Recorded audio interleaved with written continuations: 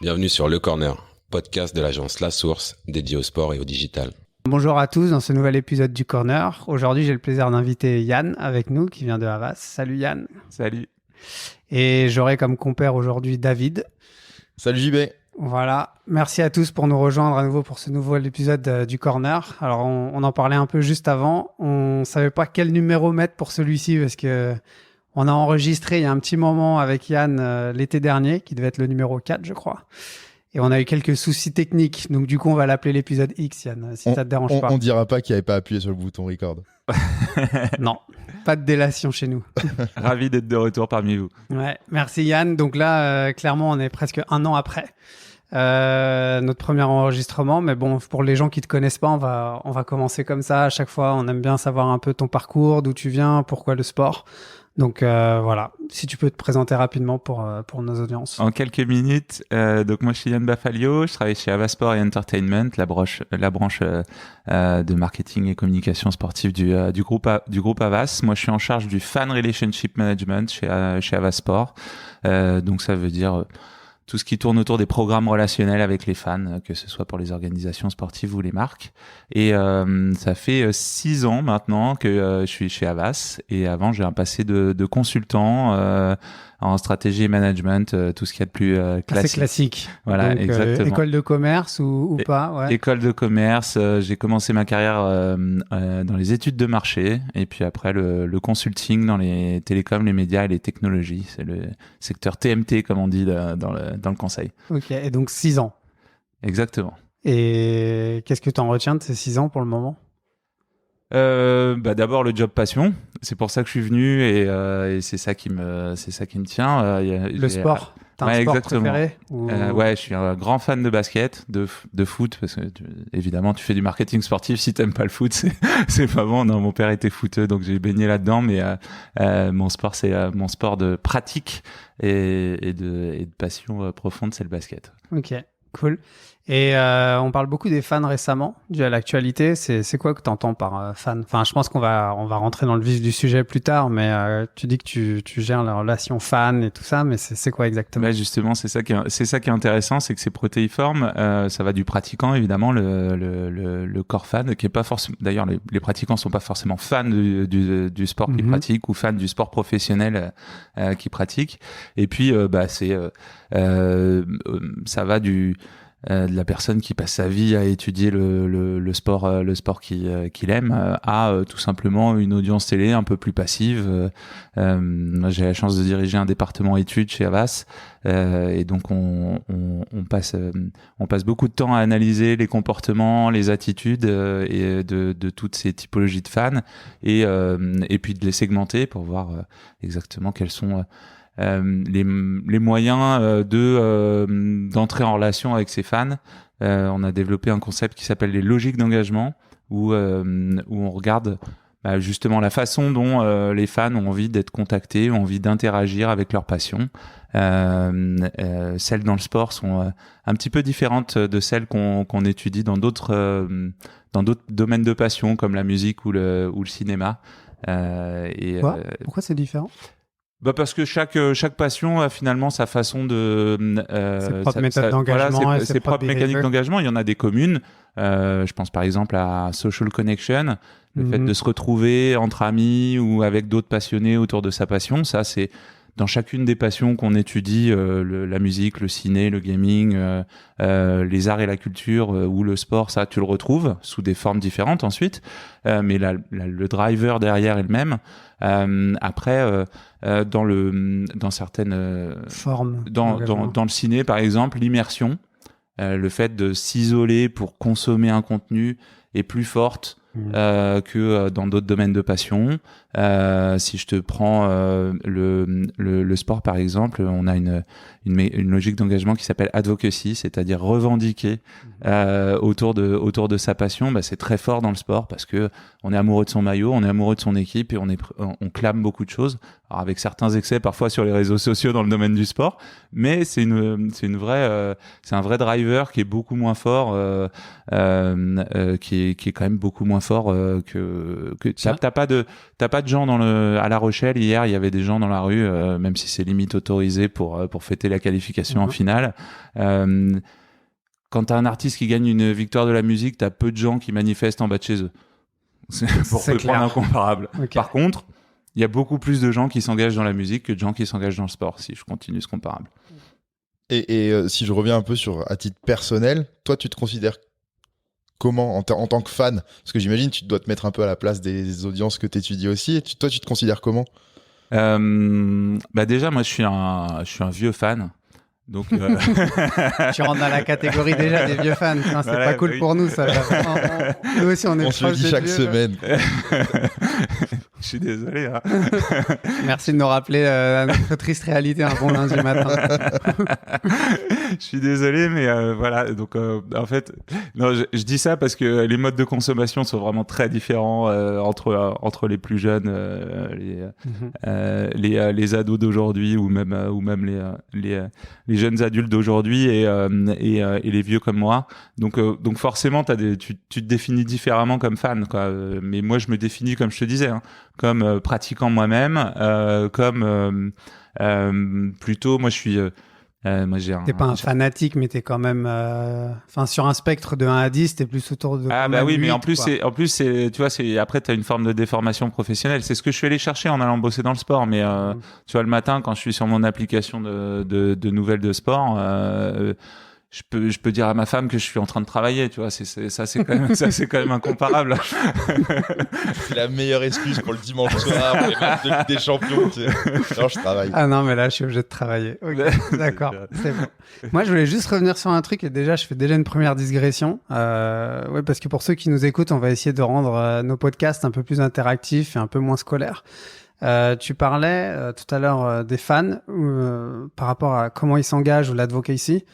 Est-ce que c'est pour ça en particulier que dans le sport, le purpose marketing tel qu'il est amené est si fort ou est-ce que tu le vois dans d'autres domaines? Enfin, toi qui as une vue sur d'autres segments de marché que le sport, est-ce que le purpose marketing est vraiment cross-industrie ou est-ce qu'il est d'autant plus fort dans le sport parce qu'il y a vraiment cette dimension advocacy?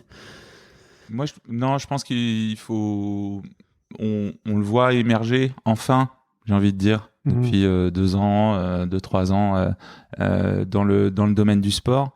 Je pense que malheureusement, j'aurais plutôt envie de dire qu'on est un peu en retard dans le sport. Ça fait quand même, si tu compares au monde de la musique, ça fait des lustres que l'environnement, l'industrie de la musique s'est mobilisée pour des causes.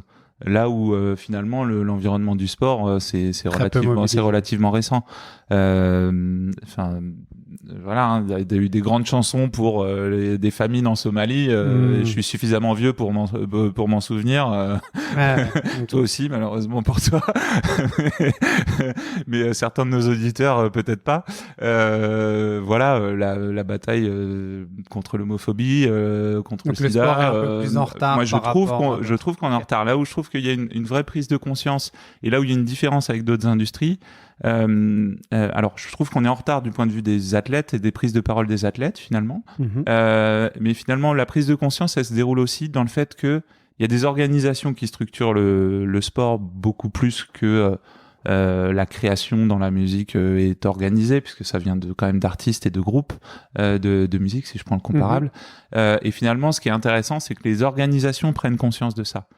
Et donc, quand on voit ce qui s'est passé avec la NFL, ce qui s'est passé avec la NBA, il y a des choses qui se passent où, voilà, quand une organisation comme la NBA, je te disais, je suis fan de basket, donc je regarde ça avec attention, elle-même prend conscience de ce qui est en train de se passer de manière sociétale dans son pays, prend conscience de son rôle de représentativité sur la cause qui est BLM en l'occurrence, et quand tu vois que sur les maillots même des joueurs, il y a des messages politiques qui sont affichés parce que ce sont des messages politiques. Il y a des gens aux États-Unis qui n'étaient pas forcément d'accord avec cette prise de position, faut en être conscient. Et ben, je pense que justement, là où ça fait une différence dans le monde du sport, c'est que c'est des organisations au-delà des athlètes qui prennent des positions et qui les déploient. Je vais me faire l'avocat du diable. Est-ce que c'est... Ok, je vois les organisations qui le font. Mais c'est pas vraiment elle. Non, c'est pas. Est-ce que c'est elle de faire? Moi, dans mon idée, c'est est-ce que elles sont vraiment fer de lance? Est-ce qu'elles se disent pas, et dans le cas de la NBA par exemple, c'est plus les joueurs, et on le sait, les joueurs sont de plus en plus leurs propres médias, sont leurs propres publishers, et se deviennent des vrais influenceurs qui ont une vraie puissance. Et les organisations se retrouvent un peu au pied du mur ou obligées, surtout quand tu vois la sociologie ou la démographie des joueurs en NBA. Si ils prennent pas les devants ou s'ils n'acceptent pas ça, ils risquent une fronde sur 95% des membres ou de leurs joueurs. Donc peut-être, enfin tu vois, là je me fais vraiment l'avocat du diable. J'imagine très bien que la NBA l'a compris et devant et tout, mais je relais ça à des instances sportives, que ce soit en France ou partout, en Europe ou partout dans le monde. Est-ce que en fait elles ne suivent pas une tendance où les joueurs ayant de plus en plus d'influence et de pouvoir, du coup elles se retrouvent un peu obligées de s'en saisir alors que sinon ça aurait été statu quo? C'est possible, mais à la fin elles le font. L'important, c'est comme pour toutes les causes, à la fin, c'est de faire quelque chose et de faire avancer les choses. Je connais pas les arcanes de cette organisation sportive en particulier, donc je pourrais pas en juger.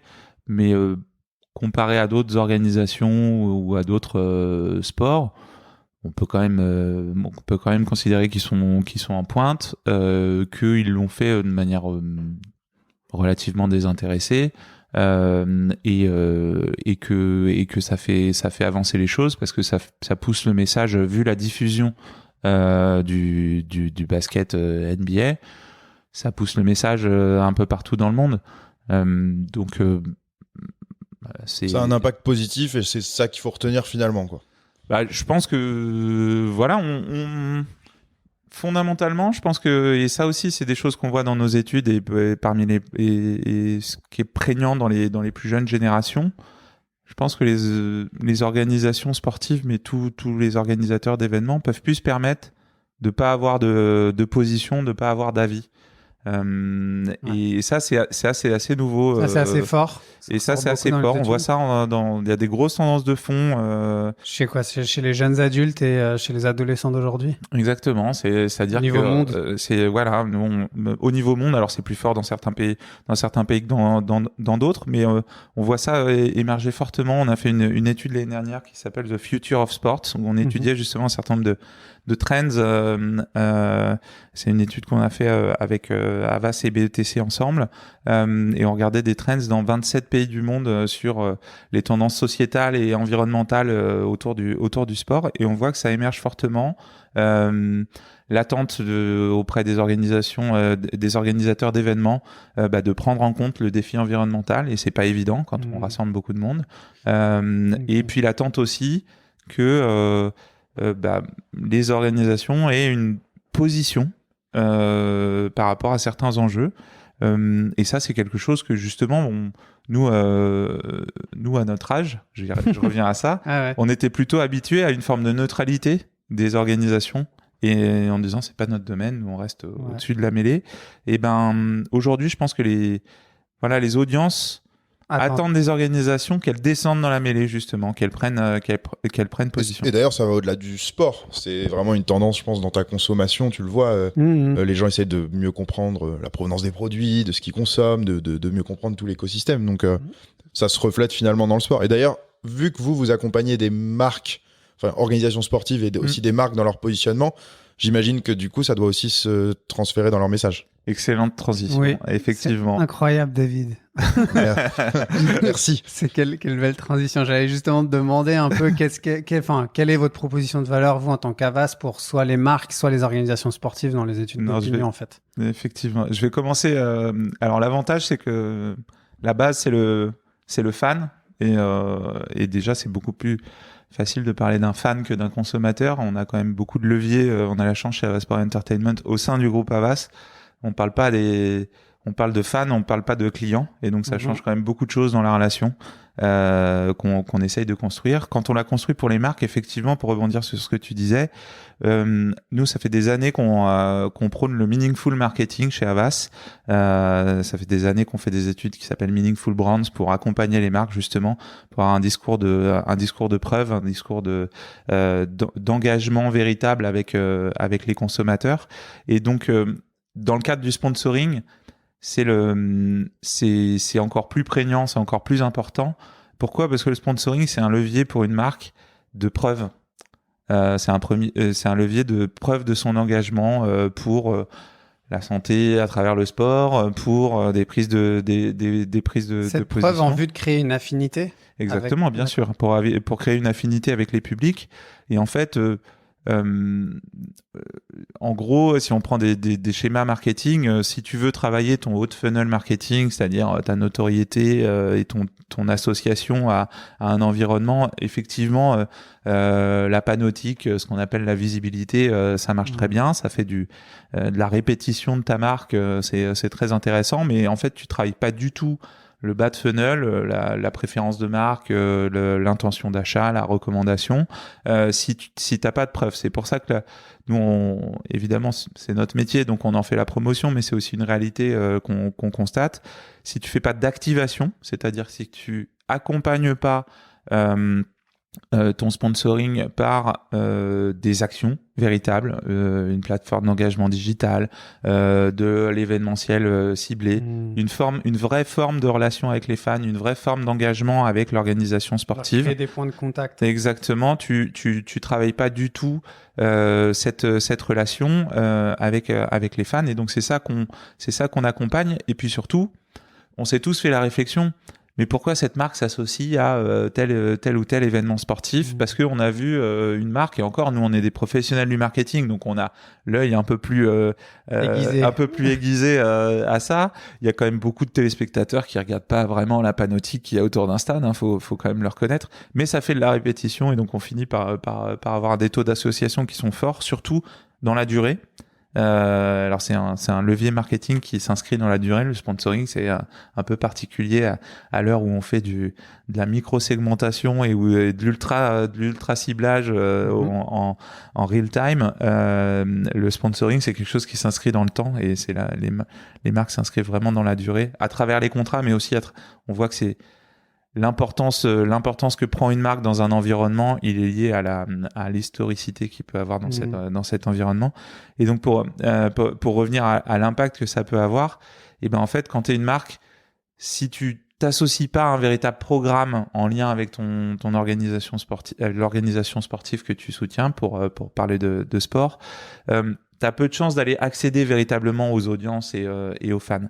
Et c'est pour ça qu'on voit dans les mécaniques de sponsoring, on voit de plus en plus de la co-construction de plateformes d'engagement entre les organisations sportives et les marques.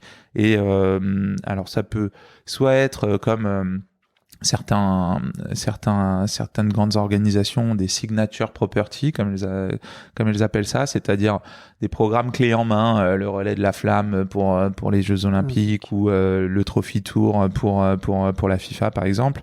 Mais il y a beaucoup de programmes qui sont co-créés désormais entre les marques et les organisations sportives, parce que les organisations sportives se rendent bien compte que il faut aller au-delà de la visibilité aujourd'hui pour engager les marques et puis valoriser leurs partenariats. Et les marques ont besoin de ça pour justement aller au-delà du discours de façade et de... Justement là-dessus, si je fais un peu de prospective, tu disais, bon, la panoptique, pendant très longtemps, le sponsoring, c'était un peu, on file un chèque en blanc, on a son nom un peu partout autour du stade ou autour de la compétition, et puis il y a la répétition, et puis ça passait soit à la télé, soit ailleurs, mais voilà, c'était très simple. C'était il y avait même pas trop de ROI, on cherchait même pas à voir quel était l'impact. On avait des études, mais c'était, on va dire, très, je vais schématiser, mais c'était plus simple dans le sens où, il y avait un chèque en blanc et puis la marque était associée à un événement et puis voilà. C'était proche du mécénat. Ouais, d'une certaine manière, exactement. Aujourd'hui, on voit que ça change. Il y a de la co-construction et tout. Pour toi, et puis tu parlais même un peu du degré de granularité où maintenant on arrive à individualiser real time, même la panoptique selon les marchés. Donc, je prends une grande marque de bière ou même de voiture. S'ils ont différentes marques dans chacun des pays, ils peuvent individualiser ou mettre en avant leur marque quand c'est diffusé dans tel ou tel marché, dans tel ou tel pays. Quelle est la prochaine étape ? Selon toi, le sponsoring, ça va vers où si on fait un peu de tendance prospective ? Moi, je reviens à mon métier de base. Je crois fortement que et les organisations sportives l'ont s'en sont durement rendus compte depuis un an et demi. Lorsqu'on tournait l'épisode numéro 4, on disait il y a quelques mois, on est déjà en train de parler en année à l'épisode numéro X, malheureusement, même si on commence à voir le bout du tunnel. C'est vrai, ça fait un moment. Ça fait quand même un moment qu'on est en train de s'y habituer. Je pense que voilà, avec l'impossibilité d'avoir accès aux fans dans les stades, avec des plateformes audiovisuelles qui sont en train de bouger à vitesse grand V, la question de la relation avec les fans au sens large, le comité international olympique dit même direct to people. Il parle de people, pas de fans. D2P. Beaucoup de gens disent direct to consumer, D2C. Je pense que voilà, tous les domaines de passion. Je vous parlais de la musique, c'était flagrant dans la musique, au même titre que pour le sport. C'était très compliqué de se retourner pour aider le CIO dans leur direct. Je pense qu'on est au cœur de la co-construction, c'est-à-dire que les organisations sportives se rendent compte qu'elles ont cette obligation de créer cette relation digitale pérenne, régulière avec les fans, parce que c'est ça qu'elles ont à déjà c'est leur cœur de métier, parce que c'est des organisations sportives dont le but est de promouvoir la pratique sportive. Faut pas l'oublier quand même. Et même dans les épisodes récents, on s'est rendu compte que les fédérations nationales reprenaient un petit peu de poids vis-à-vis de certains grands clubs, et on voit que le rationnel en dessous de tout ça, c'est que en fait, même un joueur de sport professionnel, c'est un licencié d'une fédération qui organise la pratique sportive dans un pays, donc et puis de manière internationale ensuite. Donc il y a ça, et puis ensuite c'est finalement si on se fait un peu d'historique de marketing sportif de comptoir, il y a des grandes périodes d'évolution du marketing sportif. Voilà, il y a eu la diffusion télé avec les droits télé, il y a l'arrivée du sponsoring. Évidemment, la nouvelle frontière, c'est l'or noir que tout le monde voit dans le marketing sportif, c'est la data du fan, évidemment. Sauf que il faut se préparer à la collecter, il faut être capable de la mettre en valeur. Et heureusement, il y a désormais des garde-fous avec RGPD qui font que ce sera pas si facile, et qu'il faudra véritablement avoir un vrai engagement responsable vis-à-vis des fans pour collecter et garder cette data, et c'est tant mieux. Et donc ça veut dire de l'engagement sincère, mais aussi des moyens pour le faire, et ça peut se faire en collaboration avec des marques. Et d'ailleurs, récemment, on a vu qu'il y avait certains gros contrats de sponsoring qui ont été faits par des boîtes de technologie. Je pense que c'est pas anodin non plus. Je pense à TeamViewer par exemple dans la Formule 1.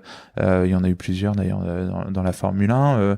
Alibaba et les Jeux Olympiques, AWS qui commence aussi à être partout. AWS alors avec un double positionnement pour Amazon, parce qu'il y a à la fois les cloud services et puis en même temps il y a la partie challenge Data des broadcasters. broadcast, On va tous bientôt pouvoir profiter des premières night sessions de Roland Garros qui vont être pour la première fois diffusées sur les antennes de Prime.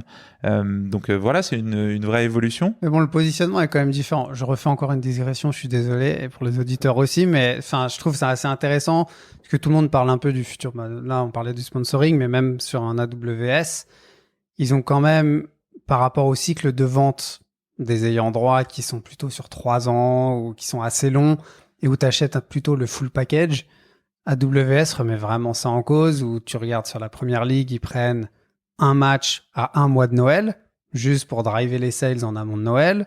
Ils prennent quelques propriétés qui coûtent pas si cher que ça. Enfin, ils font vraiment des tests un peu, mais dans la mesure où c'est AWS, c'est aussi pour... En fait, ils voient le sport comme un moyen peut-être de capter. Enfin, c'est vraiment une autre stratégie. Donc, pour les organisations sportives, c'est aussi quelque chose sur lequel ils doivent s'adapter. C'est clairement un levier d'acquisition des audiences et des consommateurs à des moments clés du marketing. Mais c'est pas nouveau. Pourquoi le Tour de France est si intéressant pour une marque ? parce que le mois de juin et le mois de juillet, je prends c'est les mois de pic de déménagement, c'est les mois de pic d'achat de voitures. Si je fais du marketing de base. Donc Okay. en fait, c'est des mois ultra intéressants. Sur les données de sondage que vous avez, vous, à Avast? Non, c'est des données marketing de vente. De base. Okay. C'est des données business, ça pur. Et donc, pourquoi c'est vachement intéressant comme période pour être ultra visible longtemps À répétition, pour une marque? C'est parce que c'est un moment de... Alors, il n'y a pas de lien direct. Je suis pas en train de vous parler de tracking digital, même si ça commence à se faire, bien évidemment, sur les plateformes digitales d'ASO et des partenaires. Mais c'est de tout temps, il y a eu un lien business entre le positionnement de tel ou tel événement sportif et puis le rationnel qu'on pouvait y mettre. Donc évidemment, Amazon, c'est des commerçants. C'est leur cœur de métier. Donc évidemment, s'il y a un gros événement sportif au moment de Black Friday, c'est pas trop le cas. Sur lequel ils vont se pour eux, c'est pas positionner. trop le cas. Ouais. Mais Noël, c'est vachement intéressant. Et Le évidemment, Boxing Day, on a eu le le Boxing Day en première évidemment. ligue, effectivement. Ouais. Évidemment, c'est très intéressant. Donc, il se trouve que maintenant, tout ça est digitalisé. La question que ça pose pour nous qui sommes dans le domaine du marketing sportif, c'est à quel point les organisations sportives vont segmenter leurs droits médias pour permettre ce genre de choses. C'est parfait, c'était une de mes questions. Parce que on parle de l'avenir. L'avenir, on est tous convaincus que c'est la data. Et puis derrière la data, c'est surtout de la relation avec les fans. Et je pense que c'est une meilleure compréhension et une façon de les engager différente, limite de les exactement. rewarder aussi. Exactement. Moi, je suis convaincu. Tu t'emploies le bon mot. Hein, moi, je suis convaincu que la récompense. La première des choses, pour que ce soit pour les sponsors ou pour les organisations sportives, c'est de récompenser les fans. Parce que finalement, aujourd'hui, un fan, tous les marketeurs tous les marketeurs de la planète se battent, dépensent des fortunes en médias pour avoir de l'attention et de l'engagement du consommateur. Dans le sport, on l'a naturellement de la part des fans. Cette attention, ce temps passé. Alors, mais c'est pour de ça moins que en moins sur le live, si on regarde les jeunes générations, mais quand même il y a de l'attention, de l'engagement, du réengagement, de l'implication. Et ça vaut de l'or. Aujourd'hui, c'est du goodwill pur. C'est-à-dire les fans le font naturellement et juste pour le plaisir, et c'est tant mieux. Mais ça a une valeur incommensurable. Et donc, moi, je suis convaincu que la première des choses, si on veut créer une relation avec les fans, c'est de les remercier pour toute cette attention. Arrêtez de le prendre pour acquis. Ne pas forcément le prendre pour acquis, parce que toutes les études montrent que effectivement, les plus jeunes générations sont plus forcément prêtes à passer, si je parle du foot, 90 minutes devant un écran pour regarder du sport en live en tout cas, et puis reconnaître ça et puis créer cette relation qui est finalement naturelle. Il y a aussi une question de prise de contrôle sur cette relation, c'est-à-dire que aujourd'hui la relation avec les fans, elle a été complètement déléguée aux réseaux sociaux. Et les réseaux sociaux, c'est pas toi. Le contrôle là-dessus. Hein.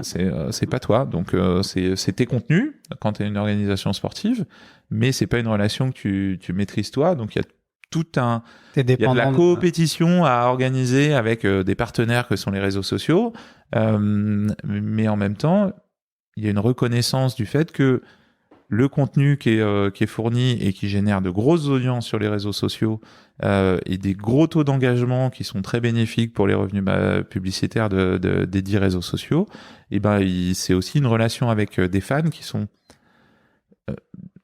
des fans des organisations sportives ou des compétitions ou des athlètes des organisations sportives.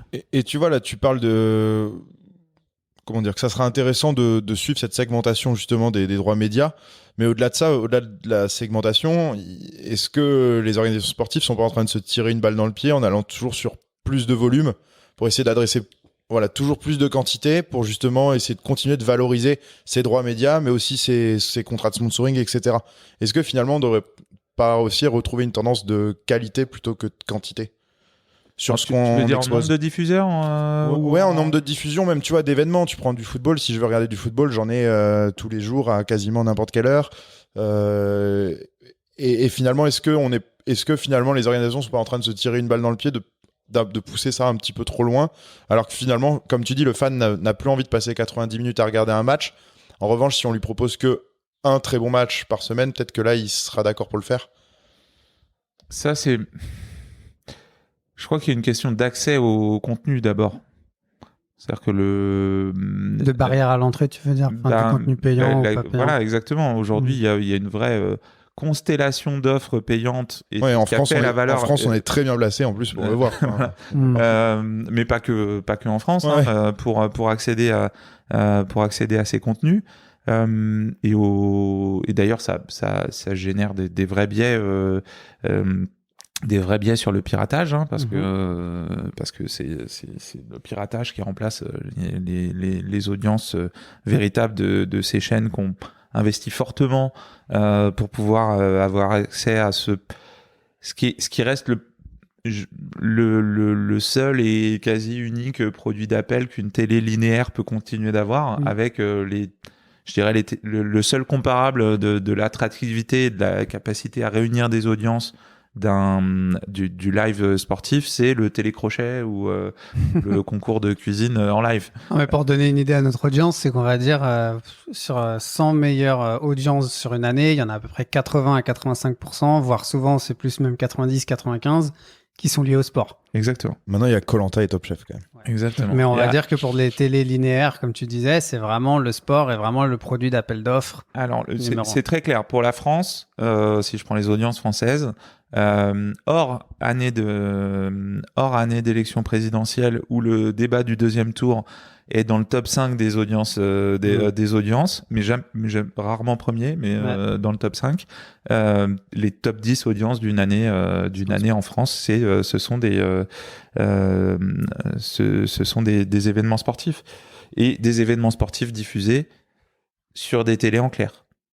Parce que sinon, on n'arrive pas à capter autant d'audience.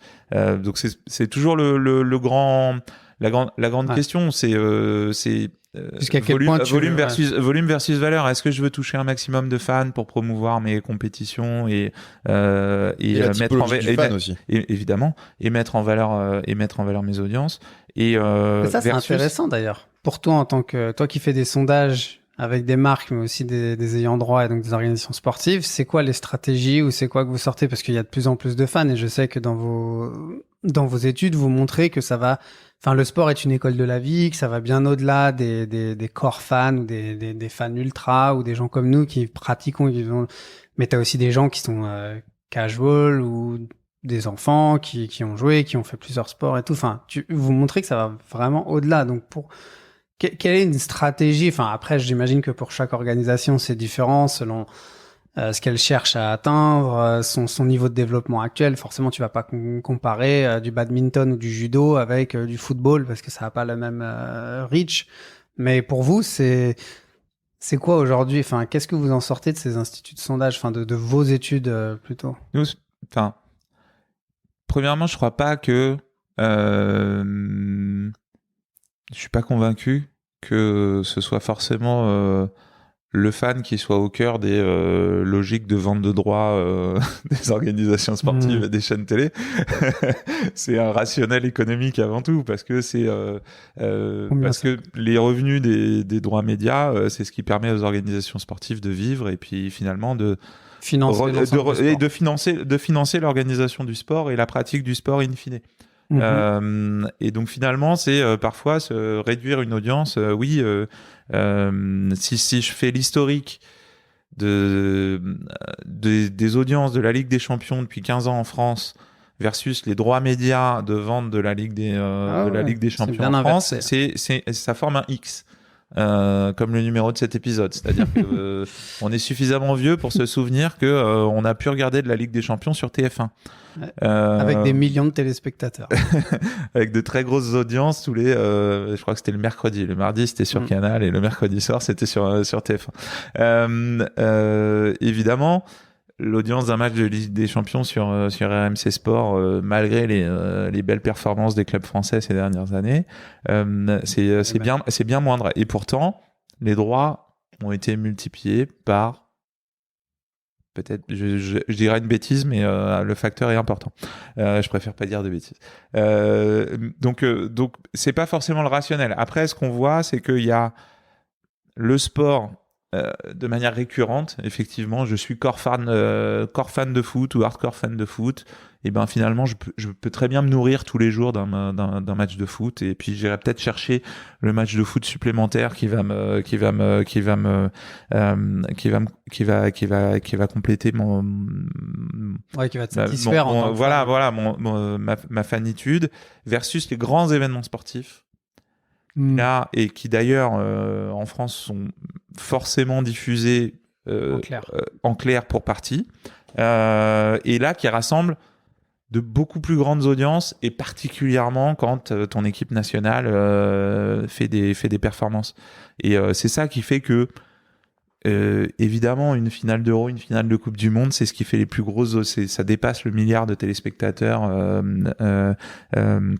ou bientôt le 100 mètres des JO, c'est sûr que ça fera une audience de dingue cet été, si tant est que ils aient bien lieu. Je sais pas quel est l'horaire parce que ce sera un peu particulier avec le décalage horaire, mais parce que finalement ça dépasse complètement l'audience des fans de sport, l'audience des hardcore fans de sport, parce que on se réunit en famille, on se réunit avec des amis pour vivre ce moment-là, et pas uniquement en tant que fan, mais parce que ça rassemble tout simplement. Ouais. Et du coup, dans tes analyses, t'arrives à c'est quoi un peu la proportion de fans par rapport aux hardcore fans?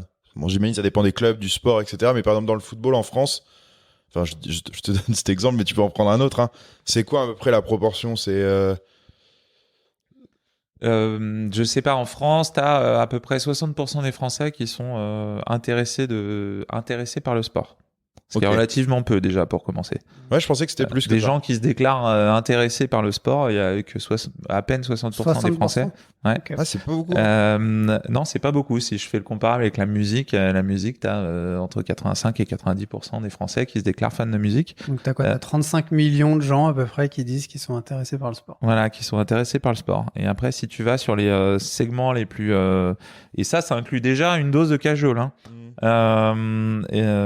Et ensuite, tu as une portion de ça. Alors après, ça dépend du niveau du degré de fanitude, mais pour le coup, en France, tu as une trentaine de pourcents de hardcore fans de 30% de sport. 60%. Non, 30% au total sur la pop française, donc à peu près la moitié de vraiment hardcore fans. Mais c'est là la beauté du sport aussi, c'est que je te dis qu'il n'y a que 60% de fans de sport, mais en même temps, les grands événements sportifs, les grands moments sportifs font que cette barrière-là, elle saute. Et que tu vas réussir à intéresser 80-90% de la population sur ces moments de cohésion. De toute façon, si tu es dans un groupe de 10 personnes et que tu en as 6 qui veulent regarder cette finale du 100 mètres, bah les 4 autres, ils viennent regarder avec... Enfin, j'imagine, quoi. Alors c'est ça la grande question qui se pose par rapport à l'évolution des usages. C'est est-ce que ces moments sociaux où on se retrouve tous ensemble vont continuer d'exister là où on est de plus en plus habitué à avoir chacun son écran, chacun son contenu. Alors nous en tant que fans de sport on pense que oui parce qu'il y a un effet d'entraînement, parce que c'est un bon moment qu'on passe ensemble et que on a tous ça, envie. C'est un des risques que vous imaginez. Enfin, potentiellement, c'est que chacun avec c'est une réalité. Regarde les audiences du Super Bowl. Les audiences du Super Bowl, ça fait 5 années consécutives qu'elles baissent. Et pourtant, le Super Bowl, c'est le social gathering par excellence, quoi. Le football américain, c'est vraiment la réunion de famille. Pour Thanksgiving égale football américain aux US. Et ben pourtant ça baisse. Donc il y a vraiment des indices qui montrent qu'il va falloir faire évoluer l'offre et faire potentiellement même faire évoluer les règles. Si on va plus loin, il y a certains sports. C'est peut-être un faisceau. Enfin, c'est peut-être t'as une multitude de raisons qui font que, la pratique peut-être du sport US aux US du football américain diminue. Le contenu est peut-être moins intéressant. Enfin, il y a peut-être mais une des raisons que vous avez identifiées, c'est celle-là, quoi. Potentiellement. Mais on voit que ça n'empêche pas de bien valoriser les droits de la NFL. Donc ça, c'est pas un problème. Justement, tu parlais tout à l'heure de la rareté. Faut assumer d'avoir une approche. Moi, je crois que la valeur, elle va être dans le ciblage. C'est-à-dire qu'on l'a dit depuis tout à l'heure. Qu'est-ce qu'il y a de la valeur ? C'est créer une relation affinitaire avec des audiences, avec des fans, potentiellement des consommateurs, mais plus tard.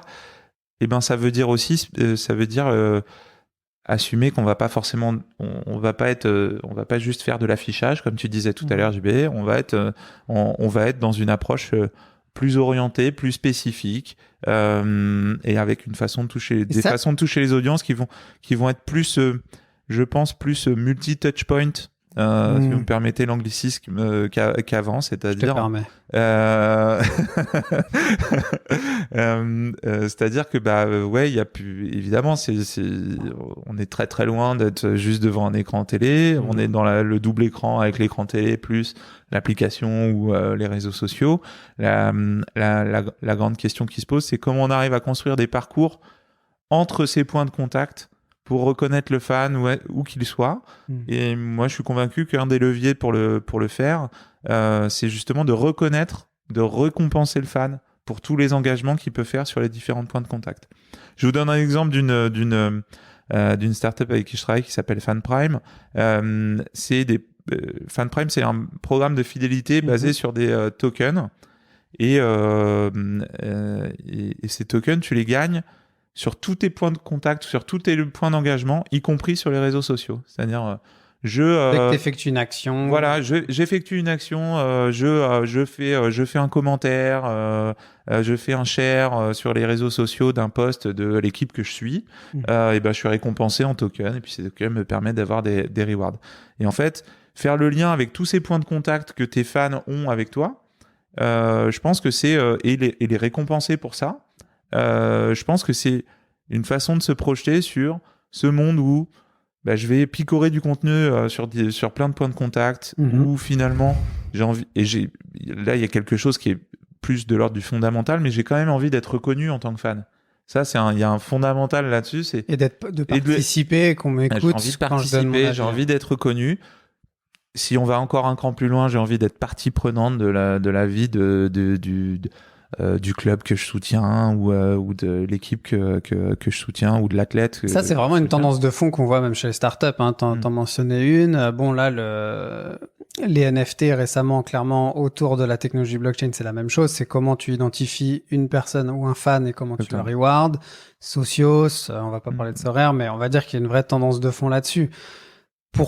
Mais sans se mentir, et comme on est assez transparent dans ce podcast, on sait que les organisations sportives, c'était pas leur cœur de métier. Elles sont pas nées au 21e siècle. Comme tu dis, elles devaient avant tout s'assurer qu'il y ait de la participation. C'est pas Facebook, c'est pas Amazon. Elles ont pas l'infrastructure, elles avaient pas nécessairement les compétences en interne. Donc, toi, depuis 1 an, avec la crise du Covid, mais aussi plusieurs années de recul, est-ce que tu vois vraiment ce shift, ce changement chez les organisations sportives de se dire OK, nous, en tant qu'organisation sportive, on doit aussi être plus à même, pas de monétiser, mais de mieux comprendre ces behaviors, de mieux comprendre ces façons de faire des fans pour mieux activer les touchpoints ou mieux permettre aux marques de venir ou de co-créer avec nous pour engager, quoi. Et avant ça, d'ailleurs, tu regardes cette transformation, elle vient pas des organisations, elle vient de boîtes extérieures qui développent ces produits et qui vont les soumettre au marché en disant et qui les proposent. Voilà le futur. Après, effectivement, il y a... Je laisse la question. Mais l'appétit des organisations sportives... Je pense qu'il y a, enfin, déjà, c'est effectivement, vous le savez mieux que moi, et toi en particulier, JB, puisque ça fait longtemps que tu travailles sur l'innovation dans les organisations sportives. C'est quand même une vraie tendance de fond. Après, je pense, évidemment, on a tous vu une prise de conscience. La prise de conscience, elle est liée aussi au facteur risque. C'est-à-dire que quand du jour au lendemain, je suis un club où je suis un organisateur d'événements et ma jauge, elle tombe de 50 000 à 0, ou peut-être elle va remonter à 1000, 5000 pour... ça reste la billetterie, ça reste un vrai stream de revenus. Et donc, comment on compense ça? On compense ça avec en se disant, et alors ce serait pas une compensation immédiate évidemment, mais on se dit voilà, il faut construire d'autres potentialités pour le futur. Et donc il y a une vraie prise de conscience, même si encore une fois, moi je pense que dans cette crise qu'on vit, qui frappe vraiment tout le monde, et où à la fin les organisations sportives se sont finalement super bien comportées, on peut tous se le dire. On a tous priorisé la santé des gens à la volonté de faire vivre ces organisations, et il n'y a pas une organisation sportive qui a fait le forcing pour rouvrir au public plutôt que prévu. Elles sont plutôt toutes précautionneuses, je trouve, et très respectueuses des politiques de santé publique, alors que ça impacte très durement leur business, et les mettent même économiquement en danger pour certaines. Je pense que ça a réveillé certaines choses qui étaient des tendances de fond. Ça a fait un effet d'accélérateur, je pense, très fort sur la capacité justement à recréer cette relation. Parce qu'évidemment, quand on n'a plus la capacité à avoir une relation physique, je veux dire, c'est-à-dire en in situ avec les fans, et qu'il ne reste plus que la relation digitale, c'est pas la même chose que quand peut-être consciemment ou inconsciemment, les organisations sportives se disaient « j'ai une relation in situ avec les fans et le digital, c'est pour compléter ». Je pense que là, ça a basculé dans l'autre sens. C'est finalement ma relation digitale va peut-être se concrétiser dans une relation in situ. Et donc, c'est peut-être ce shift qui s'est opéré. Après, ce qu'on voit, parce que la crainte qu'on pourra avoir, c'est de se dire, mais finalement, si on arrive à contenter les fans avec des solutions digitales, est-ce qu'ils vont vouloir toujours avoir envie de venir dans un stade? Est-ce que ça aura encore du sens d'aller dans un stade si j'ai une super expérience immersive vidéo à distance de l'événement sportif? Et moi, je pense que ça aura toujours de la valeur. Je pense que la réponse c'est oui quand même. Quand tu vois la demande qu'il y a pour la réouverture ou la reprise, c'est quand même. C'est monstrueux. Et on attend tout ça aussi. Je prends l'exemple on a la chance d'accompagner la Coupe du Monde de rugby France 2023, qui a ouvert en plein confinement sa billetterie. Ça a été un carton. Alors oui, on se projette sur 2023. J'ai raté, moi. J'y étais en liste d'attente, mais j'ai pas eu mes Alors tu vois, on parle de relations avec les fans. Est-ce que tu t'étais inscrit à la famille 2023? Non. Et voilà. Non, mais ouais, mais tu ajustes. Mais donc du coup, ça récompensait plutôt le hardcore fan pour un événement qui se veut grand public. Je fais l'avocat du diable, tu vois. Bien sûr, mais en fait, tu sais. Alors déjà, la billetterie est pas complète. Là, c'était les packs qui étaient mis en vente, la billetterie individuelle. Bonne nouvelle, j'ai encore une chance. Ouais, t'as toujours une chance. Il y aura les fan zones si tu veux. Voilà, il y en aura une à Bordeaux avec les Irlandais et les Gallois. T'imagines? Pas mal. Joli.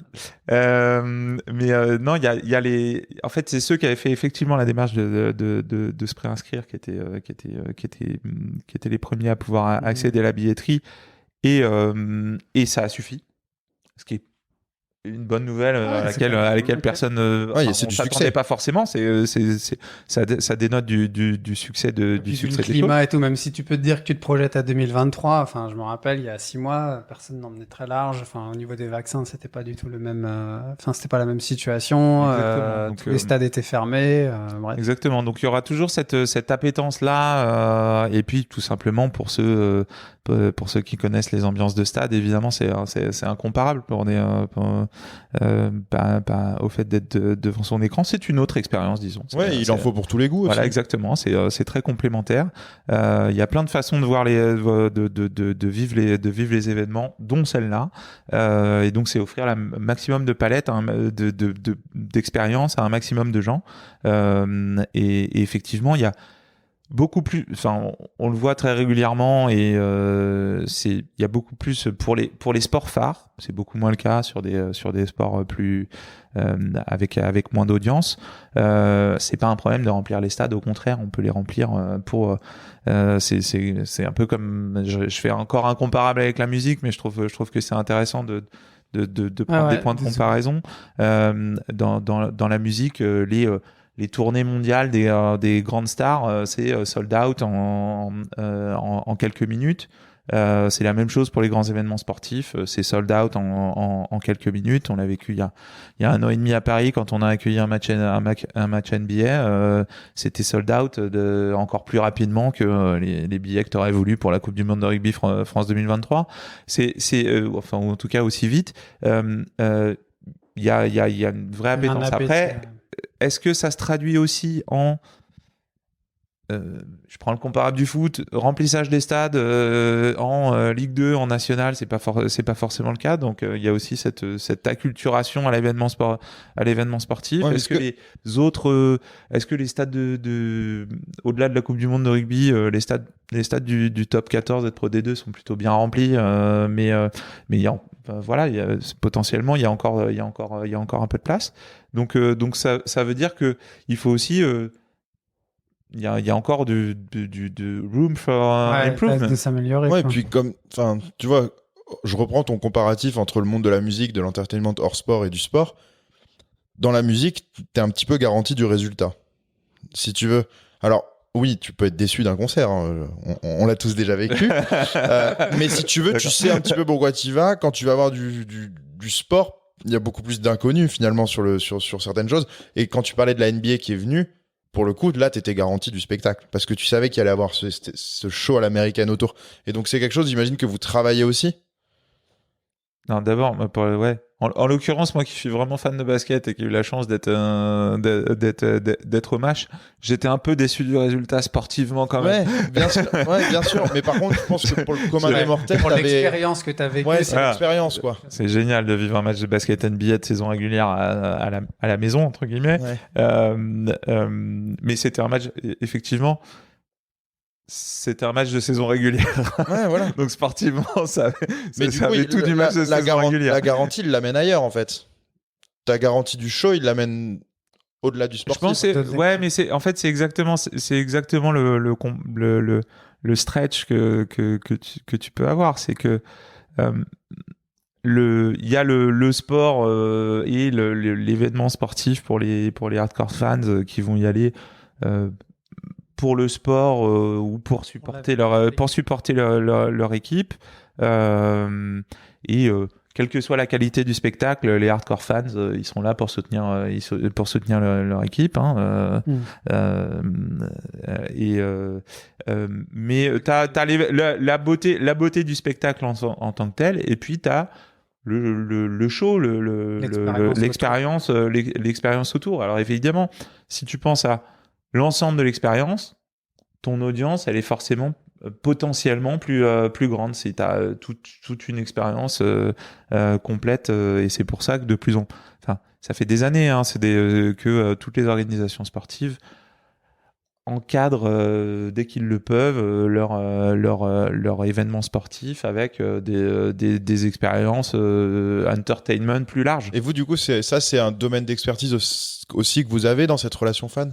Ouais, effectivement, les équipes événementielles chez Havas travaillent beaucoup là-dessus. On travaille aussi beaucoup le mix entre sport et entertainment. On a la chance des concerts avant des finales. Exactement. La boucle est bouclée. Exactement. On a la chance de travailler d'appartenir au groupe Vivendi, et donc on travaille de manière très proche avec Universal Music.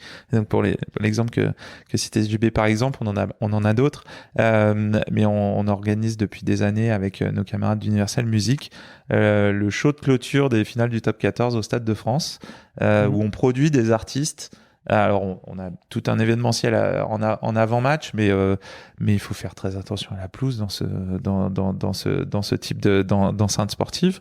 Donc, en après-match, et comme c'est le dernier match de la saison, Puis après un match de rugby, normalement, la pelouse, elle est déjà dans un bon état. Elle est encore magnifique après une finale du top 14, tu sais pas. Elle est assez incroyable. Et si tu te ferais taper sur les doigts par le jardinier anglais du Stade de France, toi. S'il nous écoute. Mais en l'occurrence, ouais, on fait des shows d'après-match pour garder le public et avoir une expérience complète. Et quels que soient les artistes qu'on a pu produire, les gens on a eu une vraie alors l'année dernière on a malheureusement pas pu le faire, mais si je prends les années précédentes, on a produit Mika, on a produit Big Flo et Oli, on a produit The Avener, donc c'est des typologies d'artistes très différents. D'ailleurs, vous choisissez les artistes en fonction des deux équipes en finale ou pas?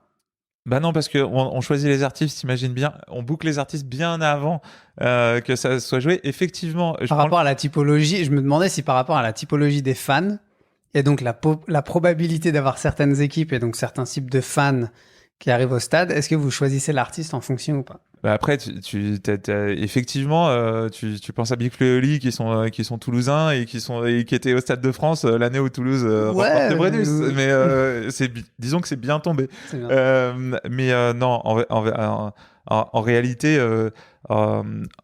l'objectif c'est bien d'agrandir l'expérience, de toucher d'autres types de publics, de faire venir au rugby aussi par d'autres moyens des gens qui sont moins la sociologie habituelle ou typique. Exactement, tu fais rentrer des nouveaux publics, c'est vraiment ça, et c'est assez incroyable de voir que même les tribunes des équipes perdantes de la finale restent remplies, chantent, vivent le moment jusqu'au bout, un vrai moment de cohésion, et c'est très en plus un beau moment de rugby, c'est-à-dire que le public est heureux de vivre un moment ensemble, une espèce de troisième mi-temps light, tous ensemble après le match, et c'est puis c'est une très bonne beau. proposition de valeur. Quand tu as un billet, que tu as fait tout ce voyage, tu es au stade, bah, tu finis sur 10, 15, 20 minutes en plus de concerts live. C'est en tant que spectateur, c'est appréciable, je pense. Moi, j'avais juste une question et je la garde en tête depuis tout à l'heure. Faut pas que je l'oublie maintenant. C'était tout à l'heure, tu disais, alors la crise, ça a été comme un accélérateur, et peut-être que ça a été une prise de conscience pour les ayants droit de se dire que le digital venait peut-être avant de se dire, les gens viendront toujours au stade et puis c'est acquis. Peut-être qu'ils se disent maintenant c'est le digital. Quand on connaît la puissance des réseaux sociaux, et t'en parlais tout à l'heure, comment aujourd'hui vous pouvez aider les ayants droit un peu à reprendre le contrôle vraiment sur ces audiences, ou comment créer, parce que bon, c'est un peu votre cœur de proposition aussi, je pense, à Havas, alors comprendre les fans, comprendre les people, mais du coup, comment vous aidez ces organisations sportives, parce que comme tu disais, elles mettaient beaucoup de contenu sur Facebook, sur Insta, et clairement, elles ont un reach de dingue, mais au final, elles capitalisent presque pas dessus. Donc comment elles capitalisent, oui, mais si demain ces plateformes décident de changer certaines règles ou, s'adaptent, potentiellement tu es toujours à la merci de ça. Donc comment vous aidez un peu ces organisations à mieux capitaliser ou à mieux comprendre et à mieux structurer ça? Je sais que c'est pas du court terme et que ça va prendre des années, mais du coup avec ce déclencheur, est-ce que ça a créé une nouvelle synergie ou ça a ouvert de nouvelles portes pour ça? Clairement, ça, c'est des questions qui se posent de plus en plus. Ça fait longtemps qu'on n'est plus à la course aux followers ou aux fans sur les réseaux sociaux dans les organisations sportives, même si ça reste toujours des KPI qu'on regarde, qu'on regarde. Tout le monde est passé au-delà, tout le monde travaille l'engagement, tout le monde travaille les audiences connues, ces choses-là. Qui regardent plus les active users, voilà, qui regardent exactement. Les daily et les monthly users. Après, je parlais tout à l'heure de coopétition, parce que je pense qu'il n'y a pas de stratégie frontale contre les réseaux sociaux à engager. Les réseaux sociaux profitent offrent des fenêtres d'audience qui sont impossible à construire de soi-même quand on est une organisation sportive. Ça nécessiterait trop d'investissement. Ouais, Et puis de toute façon, c'est plus aujourd'hui, les audiences sont sur les réseaux sociaux, donc faut pas essayer d'aller contre son temps.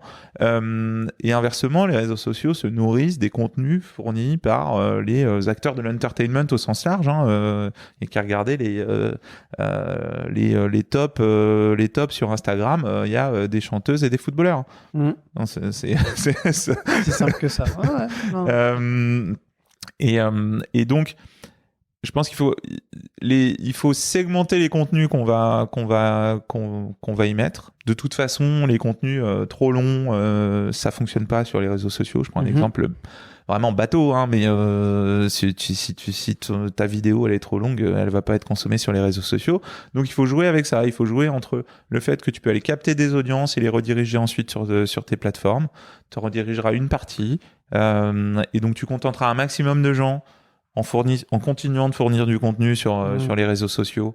Et puis une partie d'entre eux, tu vas réussir à les faire revenir, à les rediriger vers tes plateformes à toi pour consommer du contenu plus long, plus immersif, plus engageant. Évidemment, la mode des docus est telle en ce moment que tu peux imaginer beaucoup de choses, beaucoup de choses en termes de production de contenu. Et puis aussi tout simplement de plateforme d'engagement. Je parlais de récompenser les fans. Récompenser les fans, ça se fera pas directement sur les réseaux sociaux, mais ça se fera sur tes plateformes à toi. C'est aussi créer de la relation avec les fans qui viennent à ton stade via des applis, des choses comme ça. Donc je pense qu'il faut jouer sur la complémentarité, mais effectivement ça nécessite souvent de se poser et puis d'être accompagné par différentes expertises. La difficulté, c'est qu'il faut à la fois avoir un plan où tu dois segmenter ton approche, parce que segmenter, là je vous ai parlé de segmentation par la durée, il y a la segmentation par les typologies de durée des contenus, typologie de réseau, il y a des choses que tu fais aussi, il y a de la co-construction qui se fait beaucoup avec les sponsors en termes de production de contenu, et donc ça aussi, ça doit vivre sur différentes plateformes. Tout ça. Exactement, donc il faut créer des plans, et puis aussi tu as besoin de pas mal d'expertises différentes. Parce que tu vois, le temps de 2 phrases, on a parlé de community management, on a quand même parlé de production de contenu, on a parlé de transformation digitale. Ça veut dire qu'il y a beaucoup de compétences à faire coïncider sur des choses, sur des domaines qui sont pas forcément un cœur de métier. Et donc beaucoup d'organisations sportives et puis même d'organisations au sens large se posent la question de make partner buy, tout simplement. C'est est-ce que je le fais moi-même parce que c'est structurel pour ma vie d'organisation et parce que j'en ai les moyens. Est-ce que je le fais en partenariat avec parce que ça peut arriver aussi en partenariat avec des startups, des marques, des choses comme ça, ou est-ce que je le fais faire, je le délègue tout ou partie à des agences ou à d'autres acteurs. L'important c'est d'avancer. Moi, il y a un facteur auquel je crois beaucoup et qui finalement est assez peu développé encore, même si ça se fait de plus en plus. Je crois au facteur mutualisation. Et je crois au rôle des fédérations et des ligues dans l'organisation de cette mutualisation des ressources, notamment des ressources technologiques, pour soutenir cette activité des clubs. Et alors quand je dis club professionnel, mais je dis aussi club amateurs. C'est comment moi, en tant que tête de réseau, et ça peut être une organisation internationale vis-à-vis des fédérations nationales, ça peut être la fédération j'identifie, nationale. Mais après je permets de fournir le service. Exactement. Oui, t'as des ligues qui le font déjà très bien. Enfin, tu peux. La ligue de basket en France le fait sur la DFL est une des meilleures. La DFL aussi, qui donne beaucoup de services à ces clubs, à ces organisations pour faire grandir tout le monde ensemble. Exactement. Et ils le font très bien et tout le monde grandit et on voit que la maturité digitale moyenne en Allemagne est bien plus élevée que chez nous. C'est aussi un rôle que que prend à cœur, pour revenir à la France, l'Agence nationale du sport, qui a annoncé en début d'année un plan numérique pour justement accompagner les fédérations et puis accompagner les clubs. J'ai eu la chance de participer à certains groupes de travail, et je pense qu'il y a une vraie volonté stratégique de faire avancer ces domaines du digital. Et on a aussi la chance en France, parce qu'il faut aussi voir la qualité du terreau sur lequel on travaille, d'avoir des organisations sportives qui en sont conscientes, mais aussi un terreau de sport tech qui est formidable. Vous travaillez dans ce domaine-là. Moi, je le regarde de près. Je regarde un peu ce qui se fait à l'international. Alors oui, on n'a pas la même taille critique que aux US ou peut-être à Londres, mais on a il y a un vivier, un véritable vivier, une véritable, je pense, volonté commune de faire évoluer ces choses. Moi, je suis convaincu que il y a une industrie à faire naître. On a la perspective, on en parlait, de la Coupe du Monde France 2023, des Jeux Olympiques et Paralympiques de Paris 2024. On aura les projecteurs, mais on peut, si toute la filière, il y a beaucoup de discussions sur la filière du sport en France, si la filière s'organise, fait valoir ses capacités et finalement arrive à co-construire, c'est-à-dire travailler ensemble, on peut véritablement construire une industrie qui va pouvoir être à terme, pour finir peut-être plus de la macroéconomie, mais si on peut construire une industrie qui sera exportable au bout de cette séquence de quelques années. Et c'est une chance qu'on a, je pense, collectivement, à construire cette filière et ce secteur.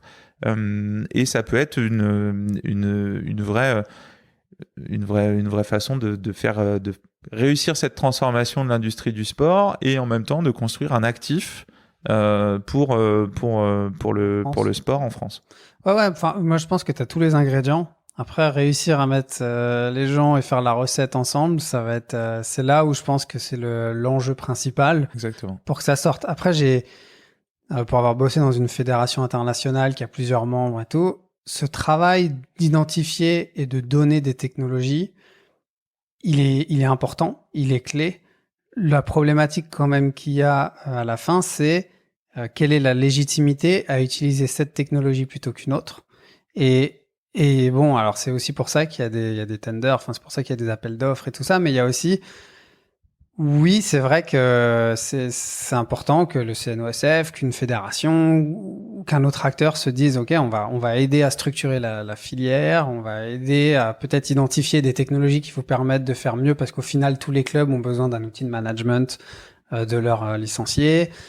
Bref, il y a plein de technologies qui existent, mais jusqu'à quel point tu peux pousser ou représenter ou utiliser, c'est toujours un peu le côté limitant ou un peu voilà. Moi, je pense qu'en tant qu'organisation, ton objectif, c'est surtout de donner des tendances et des best practices. Après, est-ce que tu es obligé d'identifier le partenaire ou les partenaires? Tu vois la différence? Ouais. Bah, ça serait une question ouverte, mais en tout cas, c'est toujours le côté un peu difficile de... Tu peux avoir ce côté structurant et apporter une proposition de valeur et peut-être faire un benchmark et dire voilà les solutions qu'on a vues et qui seraient intéressantes. Si quelqu'un qui nous écoute veut répondre à cette question, on l'invite volontiers sur ce podcast. Exactement. Mais en tout cas, ouais, je suis assez d'accord avec toi sur 2023 et 2024 qui sont une opportunité unique pour structurer, quoi. Effectivement. Une dernière question ou pas, mon David? Je pense qu'on c'est toi bien. qui vois, je viens de regarder Yann et on sait que tu as un rendez-vous derrière. Et en fait, on a dépassé un petit peu le chrono. Donc, je crois qu'on est pas mal. Donc, on va arrêter là pour l'épisode X, du coup. Merci beaucoup à toi, Yann, pour ton intervention et tous ces éléments. C'était vraiment appréciable. C'était un plaisir. Ravi d'avoir participé à votre X-File. et tu reviendras comme ça, mais on refera un enregistrement bien comme il faut, encore une fois, dans un an. Tu vois, tous les ans, on peut faire ça. Tous les ans. Avec grand plaisir. Merci à toi. Merci, Au revoir à tous. Merci, salut. Le corner.